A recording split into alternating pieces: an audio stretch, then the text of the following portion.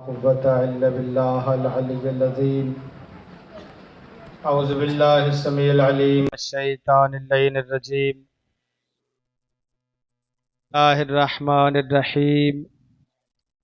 الحمد لله الأول بلا أول كان قبله والآخر بلا آخر يكون بعده الذي كثرت عن رعيته أبصار الناظرين وعجزت عن نعته أوهام الواصفين الذي لا يدركه بعد الهمم ولا يناله غوص الفتن ثم الصلاة والسلام والتحية والإكرام على البشير النذير السراج المنير طه وياسين العبد المؤيد الرسول المسدد المصطفى الأمجد المحمود الأحمد سيدنا ونبينا وحبيب قلوبنا وطبيب نفوسنا مولانا ومولا الثقلين أبي الزهراء أبي القاسم محمد صلى الله عليه وسلم وعلى أهل بيته الطيبين الطاهرين المعصومين المظلومين الذين أذهب الله عنهم الرجس وطهرهم تطهيرا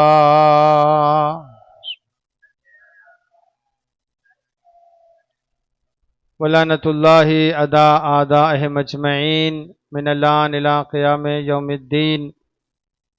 أما بعد فقد قال الله تبارك وتعالى في محكم كتابه الكريم وفرقانه الحكيم وهو أصدق القائلين. بسم الله الرحمن الرحيم. وجعلنا منهم أئمة يهدون بأمرنا لما صبروا وكانوا بآياتنا يوقنون. صلوات پڑھ دے محمد و اہل بیت محمد. سامعین محترم، جیسے کہ آپ آگاہ ہیں کہ موضوع برادر نے ارشاد فرمایا ہے، حضرت امام سجاد علیہ السلام کی ذات برکت ہے اور آپ کی شہادت کے ایام ہیں، لہذا موضوع یہی ہے کہ اس موضوع پر گفتگو کی جائے. میں نے آپ کے سامنے سورہ مبارک سجدہ کی ایک آیت آپ کے سامنے تلاوت کی ہے کہ جس میں خداوند عالم ارشاد فرما رہا ہے وجعلنا منہم ائمہ، ہم نے بنی نوع انسانیت میں سے کچھ کو امام بنایا ہے. سب کو درجہ امامت پہ فائز نہیں کیا. علمی اصطلاح میں یا ادبی اصطلاح میں، ادبیات عرب میں اس من کو من تبعیضیہ کہا جاتا ہے. من تبعیضیہ سے مراد یہ ہے کہ سارے انسانوں کو خدا نے ائمان نہیں بنایا، امام نہیں بنایا. کچھ لوگوں کو، منتخب ترین افراد کو اللہ نے عہدہ امامت عطا کیا ہے، ہر ایک کو نہیں دیا، اس لیے کہ عہدہ امامت جو ہے بہر کیف مناصب الہیہ میں سب سے اہم عہدہ ہے. یہاں مقدمتاً یہ جملہ عرض کر دوں آپ کی خدمت میں کہ کچھ ایسے مناصب اور عہدہ ہیں کہ جو انسانوں کے بس میں نہیں ہیں، انسان کچھ نہیں کر سکتے اس میں. خداوند عالم نے اپنے دست قدرت میں رکھے ہیں. سب سے پہلی چیز، سب سے پہلا منصب وہ منصب رسالت و نبوت ہے. خدا ہی رسول نبی بناتا ہے. انسان جتنے عقل مند اور فہیم و فراست کے حامل ہو جائیں، جتنے عقل کے گھوڑے دوڑا لیں، وہ کسی کو نبی نہیں بنا سکتے، نہ ہی کسی کو عہدہ رسالت دے سکتے. اس پر آیات شریف الا ماشاء اللہ ہیں، آپ حضرات جانتے ہیں. وبعث منہم، جیسے خداوند عالم کا یہ فرمان ہے کہ ہم نے آپ میں سے، امیین میں سے ہم نے نبی بنایا ہے، ہم نے رسول. یہ واضح بات ہے کہ اللہ نبی بناتا ہے، اللہ ہی رسول. دوسرا عہدہ جو خدا نے اپنے پاس رکھا ہے، انسانوں کے ہاتھ میں نہیں ہے، وہ عہدہ خلافت ہے. خداوند عالم خلیفہ بناتا ہے۔ خلیفہ سے مراد حاکم نہیں ہے یہاں، بادشاہ یا صدر، رئیس جمہور، یہ مراد نہیں ہے۔ خلیفہ سے مراد وہ جانشین جو زمین پر خدا کا جانشین ہو، نائب خدا ہو، یعنی جو اللہ کے احکام کو زمین پر اجرا کرے، ان احکام کو زمین پر نافذ کرے، وہ خلیفہ ہوتا ہے۔ اس قسم کا خلیفہ صرف خدا بنا۔ خدا نے فرمایا انی جاعل فی الارض خلیفہ، میں زمین پر خلیفہ بنا رہا ہوں۔ یا دوسری آیت شریفہ میں فرمایا یا داود انا جعلنا کا خلیفہ، اے داود ہم نے آپ کو خلیفہ بنایا۔ تو یہ واضح بات ہے، اس میں کوئی لڑائی بڑی بات نہیں ہے، کوئی کسی سے جھگڑا یا کسی سے کوئی ضد وغیرہ نہیں ہے۔ آپ اپنی مرضی سے جس کو مرضی خلیفہ بنائیں، ہم اسے خلیفہ کہتے ہیں جسے خدا خلیفہ بناتا ہے۔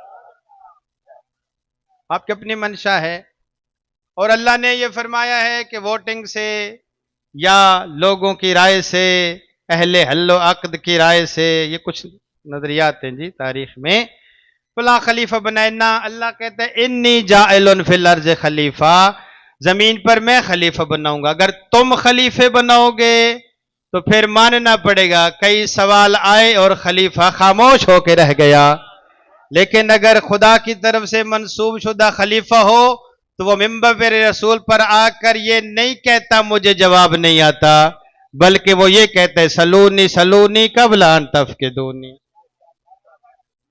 اللہ اکبر یا رسول، لہذا دو چیزیں واضح ہوگی۔ اللہم صلی اللہ علیہ، بلکہ تین مناصب واضح ہو گئے، وہ دست ید خدا میں ہیں۔ پہلا نبی، دوسرا رسول، اور تیسرا خلیفہ۔ خلیفہ زمین جو ہے وہ اللہ بناتا ہے۔ الا ماشاء اللہ، اس پہ آیات شریف ہے، میں اس طرف نہیں جاؤں گا۔ چوتھا منصب جو خدا نے ہی دینا ہے اور خدا ہی دیتا ہے، کسی کی اونچا شملہ دیکھ کر، کسی کی زیادہ زمین دیکھ کر، کسی کی زیادہ ڈنگر مال دیکھ کر خدا نہیں دیتا، بلکہ اس کی مین جو پاور ہے، مین جو اس کا مرکز ہے، وہ علم ہے، وہ علم ہے، اس کی بنیاد، اس کی اساس علم ہے، وہ عہدہ امامت ہے۔ خدا ہی امام بناتا ہے۔ میں مسجد کے امام کی بات نہیں کر رہا، مسجد کا امام بھی محترم ہوتا ہے، لیکن میں اس امام کی بات کر رہا ہوں جو ڈوبے ہوئے سورج کو پلٹانا جانتا ہے۔ سورہ مبارک بقرہ آیت نمبر 124 میں فرمایا، 24 میں ارشاد فرمایا وَإِذِ ابْتَلَىٰ إِبْرَاهِيمَ رَبُّهُ إِلَىٰ مَا شَاءَ اللَّهُ إِلَىٰ آخر، فرمایا انی جاعلک للناس اماما، ابراہیم میں آپ کو لوگوں کا امام بنا رہا ہوں۔ تو یہ چار عہدے اللہ نے اپنے پاس رکھے ہیں، آپ شمار فرمائیے ذرا گنیے گا۔ پہلا عہدہ نبوت کا، دوسرا عہدہ رسالت کا، تیسرا عہدہ خلافت کا، اور چوتھا عہدہ عہدہ امامت۔ اسی بارے میں یہ آیت شریفہ میں فرمایا وَجَعَلْنَا، ہم نے قرار دیا، مِنْهُمْ، سارے انسان نہیں، ان میں سے کچھ لوگوں کو قرار دیا، ائمہ، امام قرار دیا، یہدونا بِامْرِنَا، جو ہمارے امر کی ہدایت کرتے ہیں، اللہ کے امر کی ہدایت، لما صبروا، پھر وہ صبر دکھاتے ہیں، وَكَانُوا بِآيَاتِنَا يُوقِنُونَ، اور ہماری آیات پر مکمل ایقان رکھتے ہیں، یقین رکھتے ہیں، محکم استوار ہوتے ہیں، شک ان میں آتا ہی نہیں ہے۔ ایک تو ہماری آیات کو کھل کھل کر بیان کرتے ہیں، دوسری ہماری آیات پر مکمل یقین رکھتے ہیں، کٹ جاتے ہیں لیکن یقین میں کمی نہیں آتی۔ اگر یہاں پہ بات کی جائے آقا جان، آپ میری بات سے ناراض نہیں ہوں گے، ایک صلوات پڑھ دیجئے محمد اہل بیت محمد کی ذات۔ خداوند عالم نے یہ عہدہ امامت کا اپنے پاس رکھا ہے، وہ امام بناتا ہے، جس کو چاہے امام بنائے۔ اس میں یہ نہیں کوئی سفارش بھی نہیں ہے کہ فلاں خاندان سے بنایا جائے تو فلاں بندے کو بنایا جائے، فلاں بندے کے بیٹے کو بنایا جائے، نہ، خدا جس کو اہلیت دیکھتا ہے، جس کی استعداد اور صلاحیت دیکھتا ہے، اس کو مقام امامت عطا کر دیتا ہے۔ اور امام کا پہلا وظیفہ یہ ہے کہ امام اس روئے زمین پر اللہ کے امور کو نافذ کرتا ہے، احکام خدا کو نافذ کرتا ہے۔ وہ کسی صورت میں بھی لالچ کا شکار نہیں ہوتا۔ امام حالات کی دگرگونیوں سے، تغیر حالات سے متغیر نہیں ہوتا، بلکہ امام اللہ پر اتنا محکم ایمان رکھتا ہے امام کہ اگر اس کے سامنے اس کے بیٹوں کو ٹکڑے ٹکڑے کر دیے جائے، وہ صبر کی بجائے شکر کرتا دکھائی دیتا ہے۔ بڑا سخت مرحلہ ہے، بہت ہی سخت مرحلہ ہے۔ ہم ممکن ہے مصائب و مشکلات و آلام میں، تکالیف میں صبر کریں، اظہار صبر کیا جائے، لیکن یہ بہت مرحلہ سخت ہے کہ صبر کی بجائے شکر کیا جائے۔ تو نے مجھے اس قابل سمجھا کہ مجھ پر امتحان دیا، مجھ کو تکلیف کا سامنا کرنا پڑا، خدایا تو نے مجھے اس کے قابل سمجھا ہے۔ پوری کائنات آپ چھان لے، کوئی نظر نہیں آئے گا، اگر آئیں گے تو ائمہ طاہرین نظر آئیں گے، جو مصیبت کے مرحلے میں بھی صبر اور شکر کرتے دکھائی دیتے ہیں۔ اور پھر یہ بھی بات کر دوں، ہم اکثر نا، آپ ابھی کچھ تشریف فرما تھے، عرب برادران عزیز بزرگان تشریف فرما تھے، تو یہ پارا چنار کی بات ہو رہی تھی، ٹھیک ہے نا؟ اس وقت یہ درد ہے قوم کا، صرف قوم کا نہیں، ہر انسان کا درد، صرف شیعہ قوم کا درد نہیں ہے۔ اور آج میں نے ایک چیز دیکھی ہے، انسان یقین فرمائیں پریشان ہوتا ہے کہ وہ یزیدی افعال اس وقت بھی دہرائے جا رہے ہیں کہ ایک جوان کو، خوب روح خوبصورت جوان کو، تنومند توانا طاقتور محکم و استوار جوان کو دونوں ہاتھ پشت پہ باندھ کر کئی اوباش اس کو اوندھے منہ لٹا رہے ہیں، اس کے گلے پر چھری چلا رہے ہیں، اور وہ جوان یا حسین کے نعرے لگا۔ وہی کربلا کے مناظر آپ کو پارا چنار میں نظر آتے ہیں۔ میری باتوں سے ناراض نہیں ہوں گی، کھری کھری باتیں ہوں گی آغا جان میری، کہ میں نے بھی دیکھا، آپ نے بھی دیکھا، آپ نے سنا، میں نے بھی سنا، لیکن مجھ میں کتنا تغیر آیا، کتنی تبدیلی آئی، آپ نے کتنی تبدیلی محسوس کی؟ بالکل وہی جو تو محسوس کر رہا ہے نا، اس وقت حسین کی جب لاشے پہ گھوڑے دوڑائے جا رہے تھے نا، تو دنیا کے مختلف کونوں میں بیٹھے لک لکے لسانی رکھنے والے کہتے صد افسوس، کتنی افسوس کی بات ہے، فرزند رسول کو پامال کیا جا رہا ہے، زیر سمان اسبان، گھوڑوں کے سموں کے نیچے صرف افسور کر کے پھر زندگی میں مشغول ہو کر رہ گئے۔ آج ہم بھی یہی کر رہے ہیں، یہ مناظر دیکھ کر، یہ مناظر سن کر بڑی افسوس کی بات ہے جی، کتنی غلط کام ہو رہا ہے، لیکن عملی اقدام نہیں کر رہے۔ میری بات کو غور سے سماعت فرمائیں، ائمہ معصومین، یہ پہلی دفعہ جملہ عرض کر رہا ہوں آپ کے ممبر سے، اور علمی بات عرض کر رہا ہوں، اگر اس کو سمجھنے کی کوشش کریں۔ متاسفانہ احباب، پاکستان میں کوئی بات کی جائے، لوگوں کو علم ہوتا نہیں ہے، ادراک ہوتا نہیں ہے، وہ خود مولانا صاحب سے لڑنا شروع کر دیتے ہیں، جی آپ غلط کہہ رہے ہیں، بھئی تم اپنا تو علم بڑھو نا پہلے۔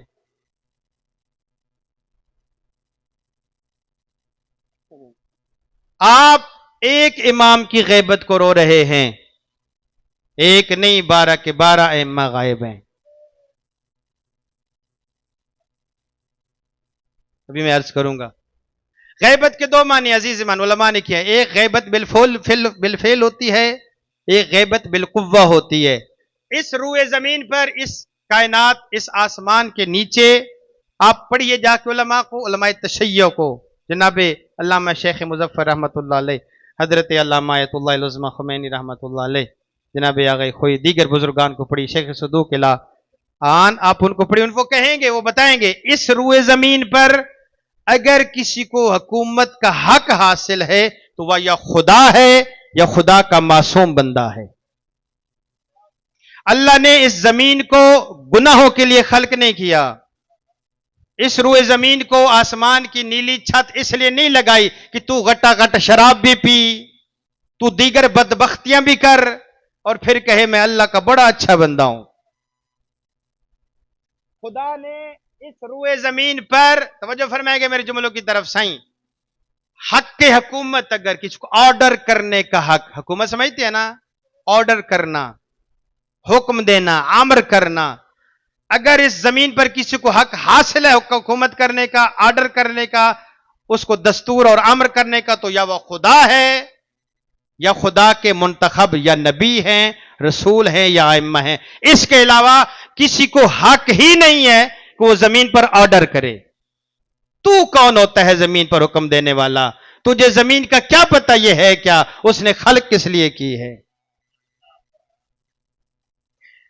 اب اس بات کو آگے بڑھائیے، کیا وجہ ہے کہ اس تا من الآدم الی الآن، حضرت آدم سے لے کر آج تک، اس وقت تک خدا کا وہ حکم اجرا نہیں ہو سکا زمین پر؟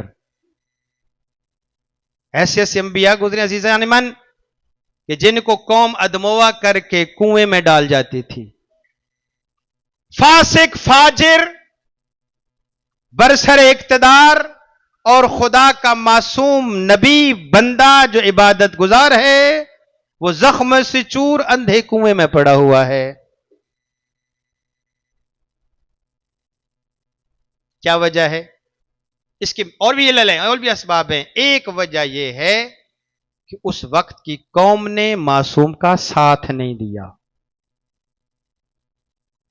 اگر حضرت نوح کی قوم جناب نوح کا ساتھ دیتی تو کیا نوح کے مقابلے میں ظالم اور جابر بادشاہ حکومت کرتا یا نوح حکومت کرتے؟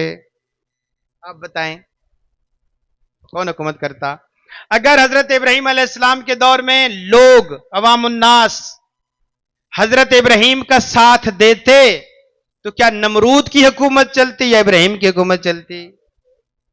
کیا وجہ ہے کہ اس وقت تک اللہ کے وہ حکام وہ جاری نہ ہو سکے، معصوم برسر اقتدار نہ آ سکے؟ مین وجہ میں اور آپ ہیں،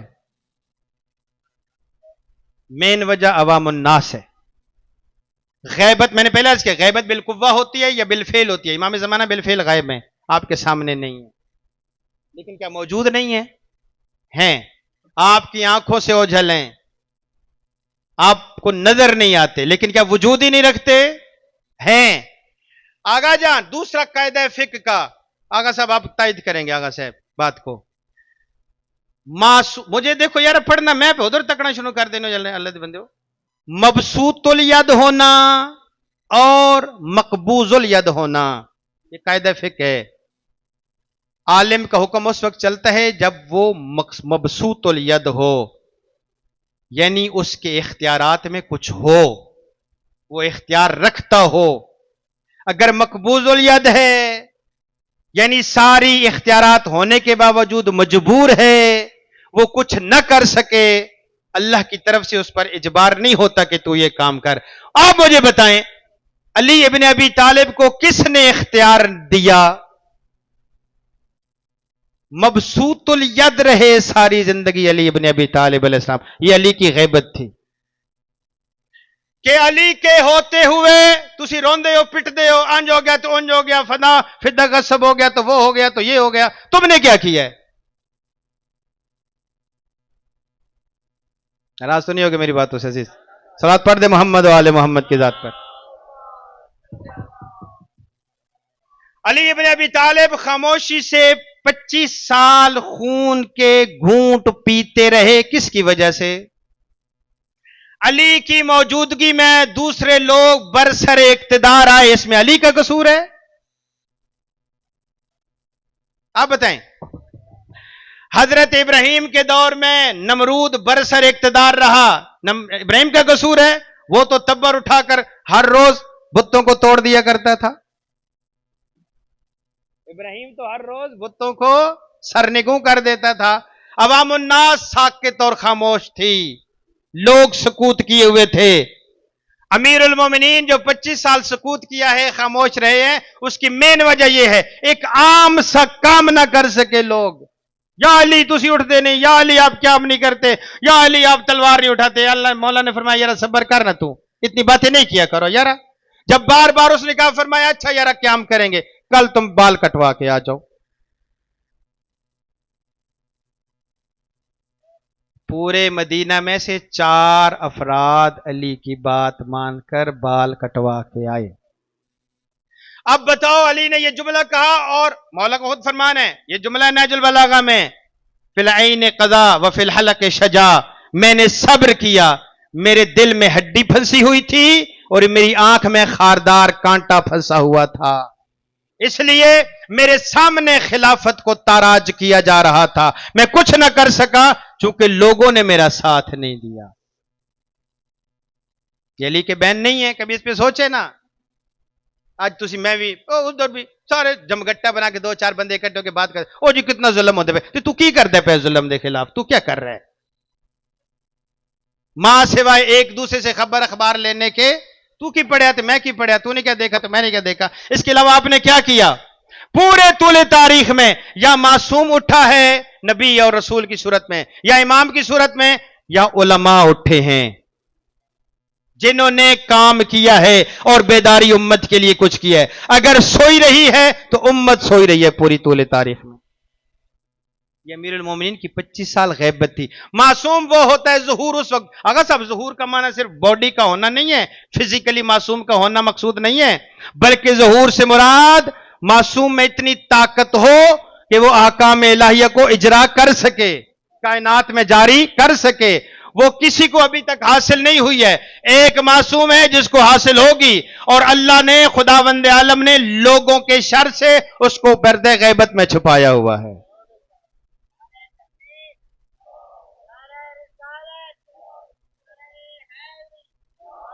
ورنہ خدا کو معلوم ہے، اگر آج ہی وہ امام آ جائے، اللہ کو دنیا والوں کے رویے، روش، طریقہ کار کو پتہ ہے کہ دنیا والے کیا کرتے ہیں میرے نمائندے کے ساتھ۔ کسی کو سولی پہ لٹکایا جاتا ہے تو چپ کر جاتے ہیں، کسی کو زیر سبحان پامال کیا جاتا ہے تو صرف پیٹتے اور روتے ہیں، کوئی عملی کام ہے؟ اب بات کریں امام سجاد علیہ السلام کی، بعد از شہادت سید الشہداء علیہ السلام، امام حسین علیہ السلام کی شہادت کے بعد علماء نے بعد میں لکھے 35 سال، بعد میں لکھے 40 سال یہ زندہ بھی رہے، امام سجاد علیہ السلام زندہ رہے، لیکن یار اب بات کروں تو آپ ناراض ہو جائیں گے، آپ کہیں گے وہ 35 سال اور 40 سال خون رت روندا رہی ہے، کیا روایا؟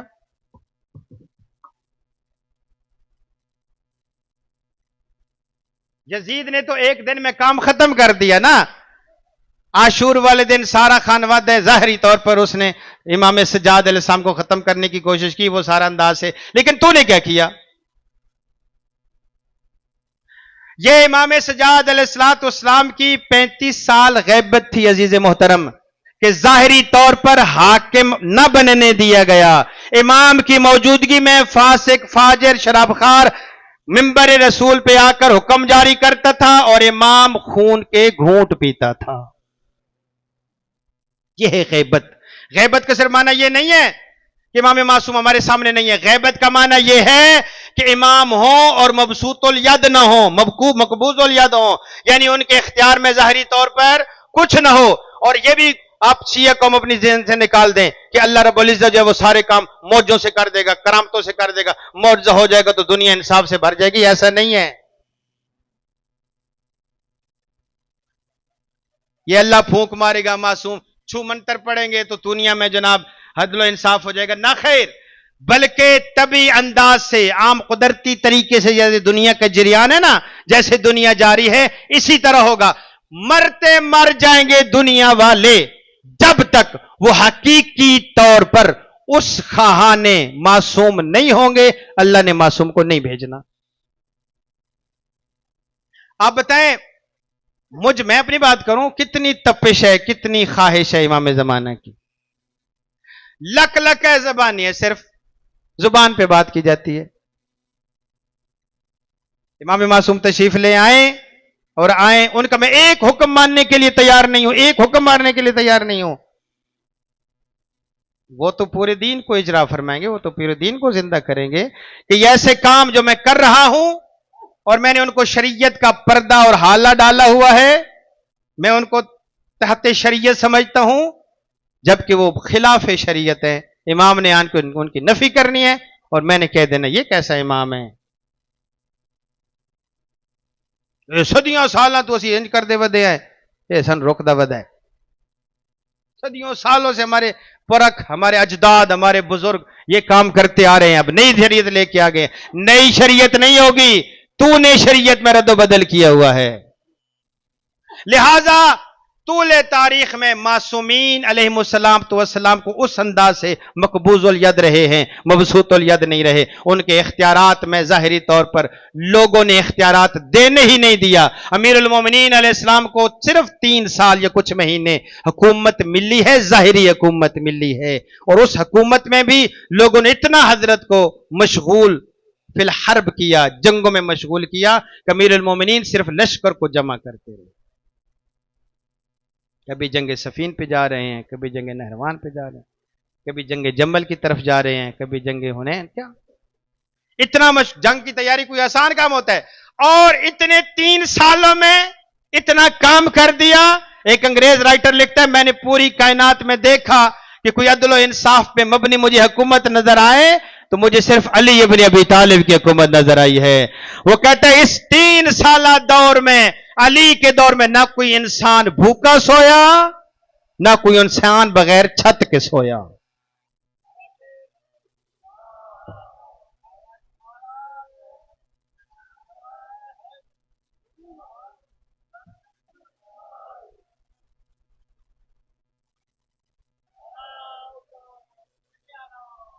سید دو عالم کا فرمان ہے، بی بی دو عالم کا فرمان ہے، بی بی فرماتی ہیں اگر میرے بال مقدس کو، اگر میرے بال طاہر کو، یعنی میرے شوہر نامدار کو وہ حق جو اللہ اور رسول کی طرف سے تھا وہ تفویض کر دیا جاتا، وہ حق مل جاتا، یعنی برسر اقتدار بعد از پیغمبر امیر المومنین تشریف لاتے اس تخت پر، تو بی بی فرماتی ہیں صرف بدبخت کے علاوہ کوئی بندہ گناہ تک نہ کرتا،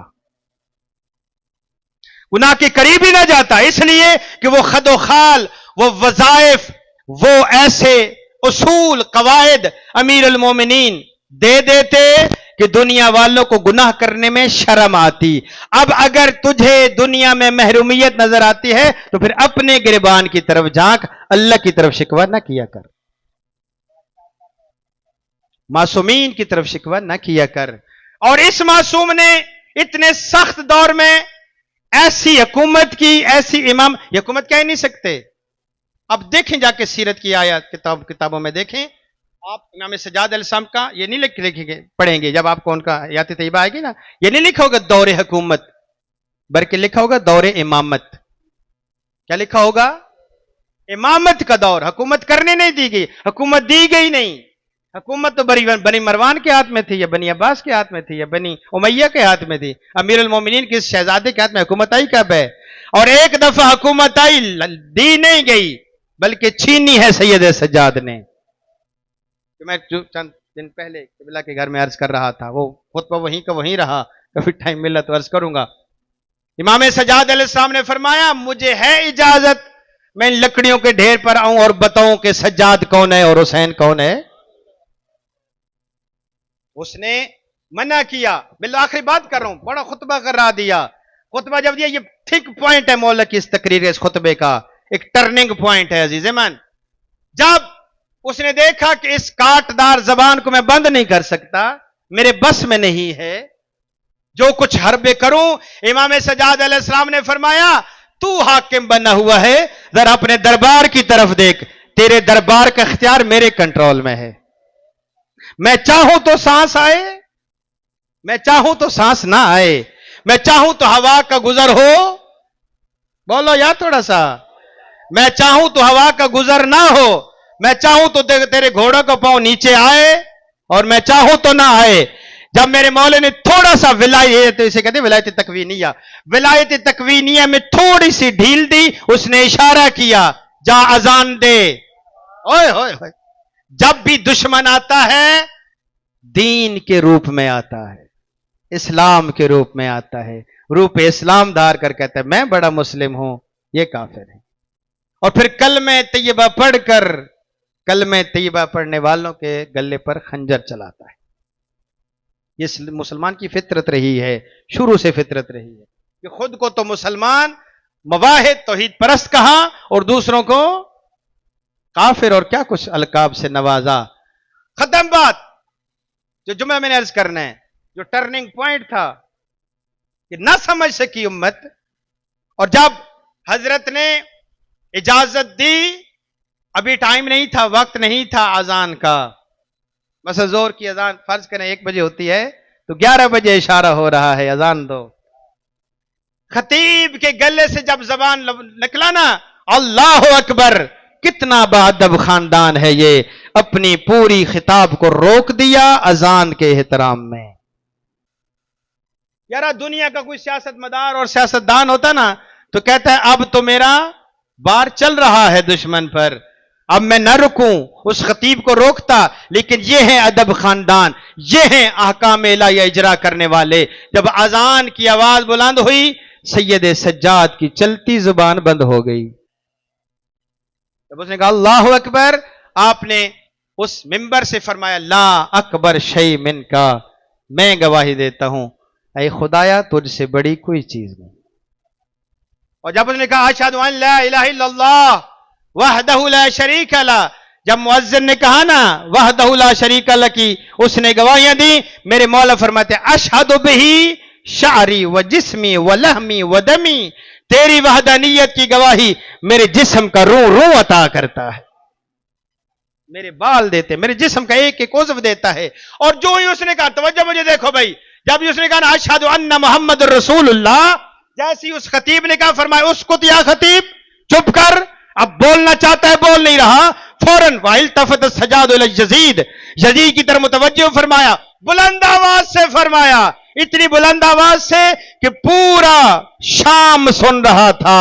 صرف وہ بنی امیہ کی مسجد نہیں بلکہ اس کا صحن، صرف صحن نہیں، وہ باہر پلاٹ صرف نہیں، بازار حمیدیہ، بازار حمیدیہ کے ارد گرد جتنی مخلوق تھی سب سن رہی تھی. بول حسین کا بیٹا رہا تھا، سارے لوگ خاموش تھے. حضرت نے اشارہ کیا یزید کی طرف، فرمایا یا یزید محمد ھذا جدک ام جدی، یہ جو تو جس کی نبوت اور رسالت کی گواہیاں دے رہا ہے یہ محمد تیرا نانا ہے یا میرا نانا ہے؟ فرمایا ان کنتا و ان قلت انہ جدک فکذبت واللہ، اگر تو یہ کہے کہ یہ تیرا نانا ہے تو تو جھوٹ بول رہا ہے، اور اگر یہ میرا نانا ہے تو پھر میں اس حال میں کیوں تو اس حال میں کیوں؟ توجہ ہے میری طرف؟ اگر یہ میرا نانا ہے تو پھر میرا پھٹا پرانا لباس کیوں، میرے ہاتھ میں سلاسل کیوں، میرے گلے میں توق کیوں، اور تیری یہ پوشاک کیوں؟ حکومت کا حق تو مجھے حاصل ہے.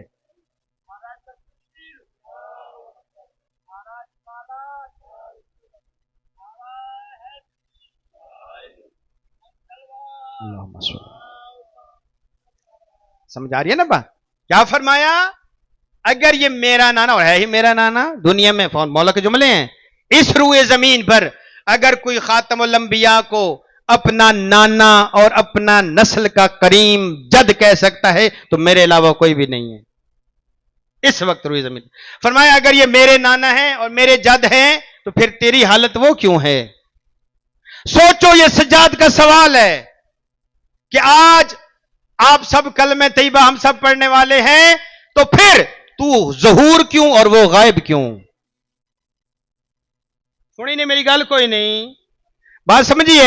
اگر امام زمانہ کو حکومت کا حق حاصل ہے تو پھر تو کی کردہ ودائے تھے، وہ کیوں نہیں ہے؟ سوال پہ ذرا غور فرمائیں گے کہ سید سجاد نے وہ سوال یزید کے سامنے کیا کہ پھر تجھے حکومت کا حق کیسے حاصل ہوا؟ حق تو مجھے حاصل ہے، اور تو، اور آغا جان معاف کریں گے میں اپنے جیسے لوگوں کے لیے کہہ رہا ہوں، شرع مانی چاہیے اس بدن اور اس ظہور کو کہ جس کے ہوتے ہوئے فاطمہ کا لال غائب ہے، جو وہ موجود ہے، زندگی گزار رہا ہے، زندگی کی نعمتوں سے استفادہ کر رہا ہے، اور فاطمہ کا لال صحراؤں میں بھٹک رہا ہے. یہ کس نے کیا؟ طول تاریخ میں. اور مولا امام باقر علیہ السلام کا فرمان ہے یا جابر، اے جابر، صحابی کو فرمایا یا جابر بن عبداللہ یکتفی من ینتلہ بالتشیع، کیا جو بندہ شیعت کا دعویٰ کرتا ہے یہ کافی ہے؟ انہو من شیعتنا کہ وہ ہمارا شیعہ ہے؟ لا واللہ، خدا کی قسم ایسا نہیں ہے. ما کان من شیعتنا الا من اتقى واتاه. شیعہ کی پہلی علامت یہ ہے وہ صاحب تقوی ہوتا ہے. واتاه، اور مکمل طور پر اللہ کا اور ہمارا مطیع ہوتا ہے. آپ بتائیں، میں بتاؤں، ہم کتنے اللہ کے مطیع ہیں؟ عزیزان من، بیدار ہوں گے. بیداری کا وقت ہے. بیداری سے مراد یہ نہیں اکھ پٹ کے بیٹھ جاؤ، تسی اکھیں کھول کے بیٹھ جاؤ میں جیندہ ودا تھے میں جاگدہ ودا. نہ، بیداری سے مراد یہ ہے کہ اس وقت تک امن سے نہ بیٹھو جب تک حکومت کے والے جس کا حق ہے اس کو حکومت نہ مل جائے. اگر دنیا والے اس اصل پر قائم ہو جاتے، اس قاعدہ اصلیہ پہ قائم ہو جاتے تو کسی امام کو غیب میں جانے کی ضرورت نہیں تھی. اور شرم کی بات ہے، پوری زندگی میں، پوری اس زندگی میں شیعہ زندگی گزارتے رہے، تیرا 7واں امام کوٹھڑیوں میں بند رہا. یہ امام کی غیبت تھی، امام کاظم علیہ السلام. یہ امام کی غیبت تھی. وہ کہتا رہا حل من ناصر ینصرنا حل من ذاب یذب عن حرم رسول اللہ. اور شیعہ یعنی حیدر کرار جو کہتے ہیں وہ کیا رہے؟ گھروں میں بیٹھے رہے. آج وہی وقت ہے، بیدار ہونے کا ٹائم ہے کہ اس وقت پارا چنار میں یا دیگر، صرف پارا چنار تو ایک مثل ہے نا، دنیا کے کس کونے میں مولا کے ماننے والوں پہ ظلم نہیں ہو رہا؟ ابھی پارا چنار صبر کے سب، کیا شام میں ظلم نہیں ہوا؟ کیا آپ کے پاکستان کے دیگر مناطق میں ظلم نہیں ہوا؟ کیا اسی پنجاب میں ظلم، کیا اسی چنیوٹ میں جنگ میں ظلم نہیں ہوئے؟ کیوں بھول گئے آپ؟ کیا لبنان میں مظالم نہیں ڈھائے گئے؟ کیا افغانستان میں دیگر مناطق کی دنیا میں کیا اس قصور پر اور اس غلطی پر کہ یہ مولا کے ماننے والے کیا نہیں گلے کاٹے گئے؟ اور پھر ہم خاموش ہو کے بیٹھ گئے، سکوت ہو کر کے بیٹھ گئے. اس لیے کہ طول تاریخ میں حکومت کا جس کو حق حاصل تھا دنیا والے نے حکومت اس کو دینے کی کوشش ہی نہیں کی. اور جب پتہ چل گیا یہ حاکم بن جائیں گے، حکومت ان کے ہاتھ میں آ جائے گی تو ہمیں وہ نوالا چرم و نرم و چرم نوالا نہیں ملے گا. اور چھوڑتے چلے گئے دنیا والے. کسی نے کہا جی مجھے کوفہ کی حکومت دیں تو میں آپ کا ساتھ دوں گا. کسی نے کہا جی مجھے بصرہ دے دیں تو میں آپ کے ساتھ ہوں. کسی نے کہا میری تلوار لے لے میں آپ کے ساتھ ہوں، میرا گھوڑا لے لے میرے ساتھ ہوں. آج بھی شیعہ میں دو دے دیتی ہیں، تھوڑے سے شیعہ بڑھ گئے ہیں، پوری زندگی کے لیے کافی ہے نا. 2 دیگے جو عاشور والے دن میں نے دے دیے، 2 ٹائم کی نماز جو پڑھ لی ہے نا. اس وقت شیعہ بنو گے کہ جب امام معصوم علیہ السلام کے کہنے پر سر کٹانے کے لیے آمادہ اور تیار ہو جاؤ. اور ہر طرف سے پوری طول تاریخ یہ گواہ ہے کہ ہمیشہ ہماری طرف سے کوتاہی ہوئی ہے، اہل بیت کی طرف سے کوتاہی کبھی بھی نہیں.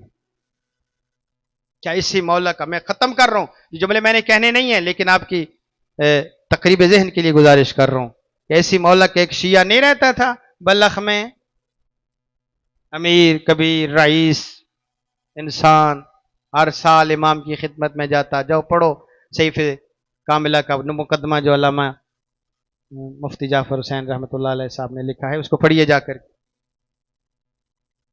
آتا تھا ہر سال امام کی خدمت میں، بہانہ حج کا تھا، زیارت امام سجاد کے لیے آتا تھا. جی ایک دفعہ واپس پلٹا تو اس کی بیوی نے اعتراض کیا، تو اتنے تحائف لے کے جاتا ہے، تحفے لے کے جاتے ہے، خالی ہاتھ واپس پلٹتا ہے، یہ تیرے کیسے امام ہیں جو تجھے کوئی تحفہ نہیں دیتے، بغیر خالی ہاتھ تجھے بھیج دیتے. تو بڑی ایک جملہ ایک عالم نے کہا کہ جیسی اس بیوی نے لب کشائی کی، اپنے لب کھولے، اس کے منہ پہ ہاتھ رکھ کے کہتے شرم کر، میرا امام سن رہا ہے. عام عورت تھی، نہ سمجھی بات، ختم کر دی. میں نے جملہ یہ اس لیے کہہ رہا ہوں تاکہ آپ کو، ہم نے کوتاہیاں کی ہیں، انہوں نے کوتاہی نہیں کی. جو 1 قدم بڑھا وہ اس کی طرف 100 قدم بڑھے. اب گیا تو امام نے فرمایا تراز میزبانی یہ ہے کہ ہم تمہارے ہاتھ دھلوائیں، یہ بھی سنت معصوم ہے.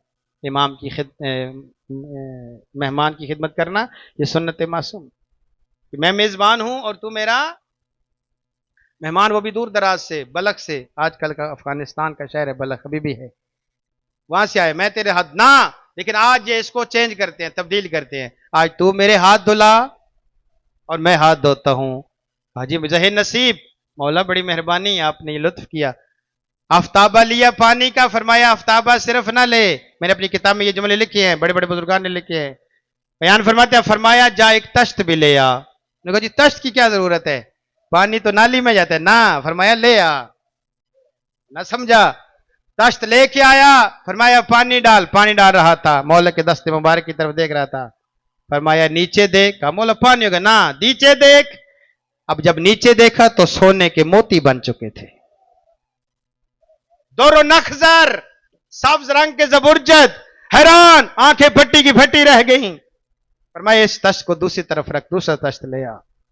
پھر پانی ڈال. اب جب پانی ڈالا، فرمایا نیچے دیکھ. اب جب نیچے دیکھا، یاقوت احمر، سرخ رنگ کے یاقوت ہیں. تیسری دفعہ فرمایا اب پھر پانی ڈال. دور و نبیز، سفید رنگ کے قیمتی موتی. بندہ کہتے ہیں مولا بس کر. میں یہ کہوں گا بندے نے کہا بس کر، امام نے نہیں کہا بس کر. بس مولا کافی ہے. فرمایا جمع کر، ایدی پوٹلی بنا تے جا اس نیک بخت نو دے، وہ جو گھر میں بیٹھ کر تجھ پر اعتراض کرتی ہے. مولا جی غلطی ہے جی، مہربانی کر. فرمایا نہیں. کہتی تو ٹھیک ہے، حل جزاء الاحسان. کہتا ہے مولا یہ تو اتنے ڈھیر سارے موتی ہیں، اس اگر ایک موتی کو میں افغانستان میں لے کر کے جاؤں، پورا افغانستان اس کی قیمت نہیں دے سکتا. فرمایا ہمارے در پہ آتا ہے، مالا مال کر دیتے ہیں. اللہم صلی. نگاہ ہے نا جی، نگاہ مادی ہو، نگاہ دنیاوی ہو تو وہ دنیا کو بھی مہیا کرتے ہیں. بیوی کی نگاہ مادی تھی، مہیا کر دی. اس انسان کی نگاہ روحانی تھی، نگاہ مانوی تھی. وہ لذت لیتا تھا مولا کی زیارت سے، مولا کے پیچھے نماز پڑھنے میں لذت لیتا تھا. موتیوں میں اس کو لذت نہیں آتی تھی. خیر یہ میرے جملے ہیں، میں نے تاریخ میں نہیں پڑھے، لیکن یقیناً ہے میں نے تسی دسو یار. یہاں سے کوئی بندہ اگر ایسے جس نے دور ابیض ویکھیا کسی آج تک، میرے خیال میں دنیا میں کوئی ایسا بندہ نہیں ہے اس وقت کہ جس کو وہ صحیح اصلی موتی سفید رنگ کا نظر آیا ہو. یہ سارے آرٹیفیشل ہیں، بنے ہوئے ہیں، شیشے بنے ہوئے ہیں، حقیقی نہیں ہے. اس میں اتنی چمک ہوتی ہے، جتنا اس کو چھپایا جائے اس کی کرنیں باہر آتی ہیں. ہائے ہائے، وہ موتی چمک رہتے. کہتا ہے مولا سیدی و مولائی راستے میں ڈاکو لوٹ لیں گے، اتنے قیمتی موتی ہیں. فرمایا ڈاکو نہیں لوٹیں گے، ہم تجھے بلخ پہنچائیں گے. ان کی چمک دمک. اب جب گھر آیا ختم کی بات، وہ ایسے پھینکی اس نے وہ گٹھڑی کا. لے تو کہتی تھی تیرا مولا احسان نہیں کرتا. اب جب گٹھڑی کے قریب آئی، کھولی، آنکھیں پھٹی کی پھٹی رہ گئیں. یہ کیا ہے؟ اس نے کہا یہ کچھ نہیں ہے، میرے مولا کا دھون ہے. ہائے ہائے، جس کو سمجھ آ جائے وہ تو بولے نا. دھون کیا ہوتا ہے؟ وہ پانی جو ہاتھوں سے گر کر زمین کی زینت بن جاتا ہے یا آج کل کی نالیوں میں بہ جاتا ہے. جس کے آگا جناب علامہ مفتی جعفر صاحب نے لکھا ہے قبلہ نے، وہ فرماتے ہیں جس کے ہاتھ کا دھون قیمتی زبرجد بن جائے اسے سجاد کہتے ہیں. اب جب اس نے دیکھا نا، کہتی ہے میں نے بھی اس مولا کو لے جا، مجھے بھی لے جا. یہ عشق ہے، یہ محبت ہوتی ہے. ہماری آنکھیں عزیز من، آنکھوں کے اوپر کسی کی آنکھ پر، مثلا میری آنکھ پر دولت کا پردہ ہے، کسی کی آنکھ پر شہرت کا پردہ ہے، کسی کی آنکھ پر شہوت کا پردہ ہے، کسی کی آنکھ پر منصب، حصول منصب کا پردہ. مختلف پردوں کی وجہ سے ہمیں حقائق نظر نہیں آتے. اگر یہ حقیقتیں ہٹ جائیں، یہ پردے ہٹ جائیں، حقائق خود بخود دکھائی دیں گے. اب جب توجہ، آخری جملہ کہہ کے میں تمام کر رہا ہوں. اب جب کہا نا مجھے ساتھ لے جا، کہتے 16 سال تو انتظار کر، اگلے سال حج کا جائیں گے. جب حج پورے سال گزر گیا، حج کا موسم آیا، کہا جانا ہے جی جانا ہے. اب بیوی خالی ہاتھ چلی، کہا وہ موتی تو اٹھا. کہتی ہے موتی کی ضرورت نہیں ہے. وہ انسان، وہ ہستی جو پانی کے دھون کو موتی بنا سکتا ہے، وہ مجھ گنہگار کو مومنہ بھی بنا سکتا ہے. یہ مہم ہے، یہ انسان میں ہونا چاہیے. امام کے قریب ہو، نہ کہ او مولا میرا پتر کوئی نہیں تو میں نے پتر دے، تو میری زمین کوئی نہیں تو میں نے زمین دے. یہ بھی مانگ، لیکن امام سے امام کا خلوص مانگ. ایک ہمارے استاد محترم فرماتے جب بھی امام رضا علیہ السلام کی خدمت میں جاؤ، حضرت کی زیارت سے مشرف ہو، تو ہمیشہ یہ دعا کرو، مولا میں آپ سے آپ چاہتا ہوں، آپ خود میرے دل میں آ جائیں، آپ اگر آ گئے تو دنیا کی کسی چیز کی ضرورت نہیں ہے. دنیا والے بھٹک اس لیے رہے ہیں کہ انہوں نے دل میں بسایا وہ کچھ اور ہے، جبکہ بسنا علی ابن ابی طالب چاہیے. اس دل میں یا خدا بسنا چاہیے یا خدا کے یہ ائمہ بسنے چاہیے. ہم نے دل میں یہ زمین کو بٹھایا ہوا ہے، یا پیسے ٹکوں کو، ڈالرز کو، پاؤنڈز کو، اور پتہ نہیں ین کو، اور ان چیزوں کو. جس وقت انسان کی نگاہ چینج ہو جائے گی، تبدیل ہو جائے گی، حقیقتیں اس پر واضح ہو جائیں گی، اس وقت میرے مولا ظہور بھی فرما لے. اور اسی سجاد نے اسی منبر سے کہا، اگر میرا نانا ہے لما قتلت ابی، تو پھر میرے باپ کو پیاسا قتل کیوں کیا ہے؟ ان کان محمد جدی، حقیقت یہی ہے، وہ میرے نانا ہے تو پھر تیری بیویاں پردے میں کیوں ہیں، میری پھوپھیاں بے پردہ کیوں؟ یہ جملے مولا، اگر وہ میرا نانا ہے تو تیری بیٹی رملہ کے کانوں میں گوشوارے کیوں ہیں اور میری بہن کے گوشوارے نہیں ہیں؟ اگر وہ میرا نانا ہے تو تیری بیوی ہندا دبیز قالینوں پہ کیوں بیٹھی ہے اور علی کی بیٹیاں زمین پہ کیوں بیٹھی؟ یہ حضرت کے سوال ہیں اور اس سوالوں کے جواب ہم نے دینا ہے. آج بھی وہی بات ہو رہی ہے، آج بھی وہی ہے کہ اہل بیت اطہار کو ان کا حق نہیں دیا گیا، نہیں دیا جا رہا. حق جب ملے گا اس روئے زمین پہ انصاف قائم ہوگا. اور مولا نے فرمایا جملے اس دن میں نے کہے تھے کچھ لفظ، میں اس کی معافی بھی چاہتا ہوں، دل دکھتا ہے مومنین کا. ایک بچے نے کہا آئندہ نہ کہیں، کہ یہ بھی جرم ہے، حقائق کو چھپانا یہ جرم ہے. کتاب کا نام ہے من المدینہ الی المدینہ، عربی میں اس کا نام ہے، فارسی میں اس کا نام ہے از مدینہ تا مدینہ، اردو میں نام ہے مدینہ سے لے کر مدینہ تک. اس کا ترجمہ ہو چکا ہے، علامہ سید جواد ذہنی تہرانی ان کی کتاب ہے. یہ جملے میں اگر یہ جملہ اگر آپ کے ذہن میں آ گیا نا، ساری رات رونے کے لیے کافی ہے. میرے پاس اس کی پکچر موجود ہے، صفحہ نمبر موجود ہے. جب یہ ہستیاں لائی گئی نا شام کے بازار میں، اللہ آپ کو دکھائے وہ بازار، عبرت کے لیے جا کر کے دیکھیں، زیارت کے لیے نہیں، وہ زیارت کی جگہ نہیں، عبرت کے لیے. یقین فرمائیں آج بھی میں گیا ہوں، مجھے شرف حاصل ہوا ہے 2018 یا 17 میں. اس وقت بھی شریف انسان اپنی خاندان اور اپنی بچیوں کے ساتھ وہ بازار عبور نہیں کر سکتا. اس وقت اتنا تنگ و تاریک وہ بازار ہے، اوپر سے چھت پڑی ہوئی ہے، ہر طرف سے گلیاں کھل رہی ہیں. بازار انگران، بازار قصابان، مختلف بازاروں کا سینٹر ہے وہ بازار. اور یہاں سے لے کر کے روڈ تک صرف فاصلہ ہے، اتنا زیادہ فاصلہ نہیں ہے اس بازار حمیدیہ کا. لیکن اتنا سخت بازار، اس بازار میں علی کی بیٹی نے 15 آذانیں سنی. بازار حمیدیہ کے بالکل ابتدا سے لے کر آخر تک باب الساعات ہے. ان بالکل اس طرح لمبا اونچا دروازہ ہے، اس کے اوپر ایک گھڑیال بنا ہوا ہے. عربی میں گھڑی کو ساعت کہتے ہیں، اس لیے کہتے ہیں اس باب کا نام ہے باب الساعات ہے. یہ باب الساعات کراس کریں، عبور کریں تو آگے ایک تھوڑا سا خالی جگہ، پھر وہ بنی امیہ کی مسجد شروع ہوتی. اس جگہ پہ آ کر علی و بطول کی بیٹیوں کو 15 آذانیں سننا پڑی، کیونکہ بھیڑ اتنی تھی، رش اتنا تھا کہ زینب کو چلنے کا راستہ نہیں ملتا. ایک خبیر عالم کہتے ہیں ہمت زینب پہ سلام ہے، پامردی و جوامردی زینب پہ سلام ہے کہ جس نے حسین کو قتل ہوتے دیکھا تو کھڑے ہو کے دیکھا، اکبر کے لاشی کو دیکھا تو کھڑے ہو کے دیکھا، عباس کے کٹے بازو دیکھے تو کھڑے ہو کے دیکھے. نہیں معلوم بازار میں کیا عالم بن گیا کہ یہی بی بی بیٹھ گئی اور دونوں کونیوں کے بل چل کے کہتی سجاد مجھے چلنے کا راستہ نہیں ملتا.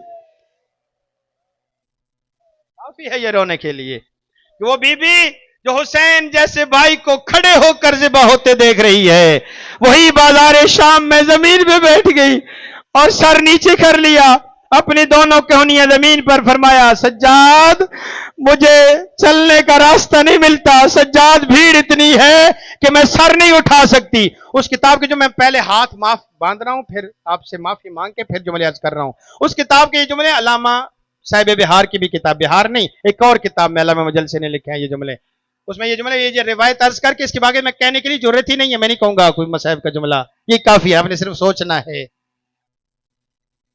لکھا ہوا ہے کہ یزید نے اعلان کیا شام میں سب سے اوباش، سب سے زیادہ رقاصہ عورتوں کو بلایا جائے، ان کے ساتھ ڈھول باجے اور ناچ گانے والے لوگ آ جائیں۔ جب یہ لوگ دربار میں آئے، حکم دیا اس جگہ چلے جاؤ جہاں علی و بطول کی بیٹیاں ہیں، ان کے سامنے ڈھول بجاؤ، ناچو، گانے گاؤ اور خوشی کا اظہار کرو، مجھے فتح ہوئی ہے۔ کتاب کے جملے یہ ہیں، یہ عورتیں آئیں، جب بازار کا حالت دیکھی نا، تمام اوباش ونڈوں کو دیکھا، پیغام بھیجا، یزید یہاں ہمارے ٹھہرنے کی جگہ نہیں ہے، یہ اتنا ماحول خراب ہے، ہم بھی یہاں نہیں رک سکتے، ہمیں اجازت دی جائے، اپنے محلے میں جاتے ہیں، ان قیدیوں کو ہمارے محلے میں بھیجو، پھر جو کہو گے ہم ناچیں گے، ہم ڈھول بجائیں گے، جو کہو گے کریں گے، یہ کھڑے ہونے کی جگہ نہیں ہے۔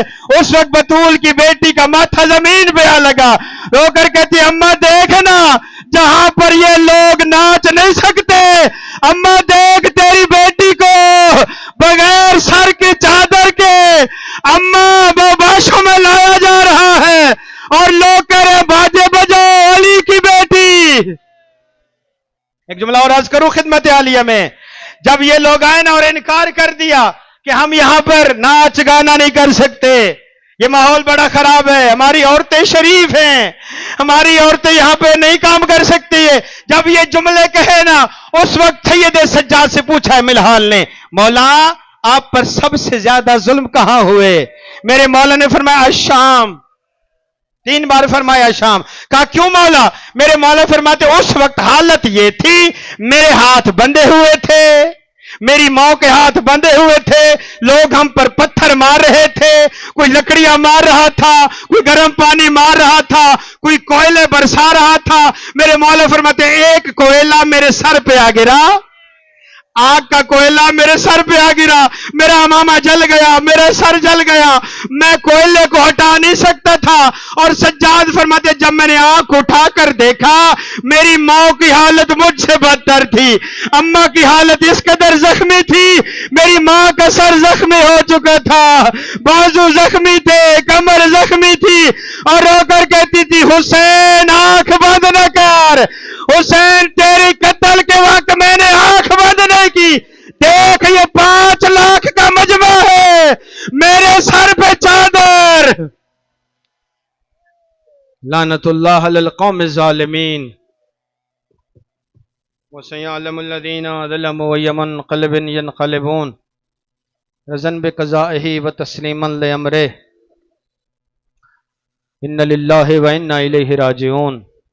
بارلاب ایک محمد اہل بیت محمد قلیل توسل قبول فرما، آل محمد کا واسطہ ان آنسوں کو قبول و مقبول فرما، ان آنسوں پر ان آنکھوں پر رحم نازل فرما، ان آہ و بکا کرنے والی آوازوں پر رحم نازل فرما، محمد اہل بیت محمد کی عزت و عظمت کا واسطہ، سید سجاد کا مصائب کا واسطہ، پارا چنار کے مومنین کی حفاظت فرما، دشمنوں کو نیست و نابود فرما، جو شہداء ہیں ان کی مغفرت فرما، شہداء کربلا کے ساتھ محشور فرما، ان کے لواحقین کو صبر جمیل کی توفیق عطا فرما، آل محمد کا واسطہ شیعت کا دشمن جس روپ میں ہے اگر قابل ہدایت ہے تو ہدایت عطا فرما، قابل ہدایت نہیں ہے تو نیست و نابود فرما، محمد و آل محمد کے صدقے میں تمام مومنین مومنات کی حفاظت فرما، جو مومنین مولا حسین علیہ السلام کی عزا میں حصہ لیتے ہیں دام درہم سخن قدم توفیقات خیر میں اضافہ فرما، رزق و بخت میں مزید اضافہ فرما، جملہ مومنین مومنات جو دنیا سے رحلت فرما گئے ان کی مغفرت فرما، اس مجلس عزا کا ثواب اس مسجد کے بانیان محترم جناب علامہ قاضی صاحب، جناب علامہ نذیر حسین شاہ صاحب قبلہ، دیگر علماء جو یا خدمت کر چکے ہیں دنیا میں نہیں ہیں، جناب حیدری صاحب اور دیگر بزرگان اور دیگر مومنین جنہوں نے یہاں خدمت کی ہے، بانیان محترم ان کی ارواح طیبہ کو ایصال فرما، بانیان محترم کے مرحومین کی روحوں کو ایصال فرما، آل محمد کی عزت و عظمت کا واسطہ اس مسجد کی ترقی میں، اس کی زیبائش میں، اس کی تعمیر میں جو مومنین دام درہم سخن قدم حصہ لیتے ہیں ان کے رزق میں اضافہ فرما، بخت و بلندی عطا فرما، بلند اقبال عطا فرما، آل محمد کی عزت و عظمت کا واسطہ ہمیں محمد و آل محمد کی حقیقی محبت معرفت